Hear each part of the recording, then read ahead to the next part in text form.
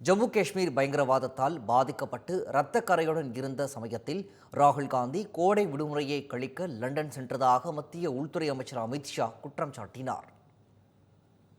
ஜம்மு காஷ்மீர் சட்டப்பேரவை தேர்தலையொட்டி வரும் 18ஆம் தேதி முதல்கட்ட வாக்குப்பதிவு நடைபெறுகிறது. இதையொட்டி கிஷ்ட்வார் பகுதியில் இறுதிக்கட்ட பிரச்சாரத்தில் ஈடுபட்ட உள்துறை அமைச்சர் அமித்ஷா ஜம்மு காஷ்மீரில் காங்கிரஸ் தேசிய மாநாட்டு கட்சி கூட்டணி பயங்கரவாதத்தை ஊட்டி வளர்த்ததாக விமர்சித்தார். பயங்கரவாதத்தால் காஷ்மீரில் ரத்தம் வழிந்தோடிய போது ராகுல் காந்தி கோடை விடுமுறைக்காக லண்டன் சென்றதாகவும் அமித்ஷா குற்றம் சாட்டினார். ஜவஹர்லால் நேருவும் ஃபருக் அப்துல்லாவும் காஷ்மீர் பண்டிட்களை புறக்கணித்து பயங்கரவாதத்தை பரப்பியதாக கூறிய அவர், அரசியலமைப்பு சட்டப்பிரிவு 370ஐ ஒருபோதும் அமல்படுத்த முடியாது என சூளுரைத்தார்.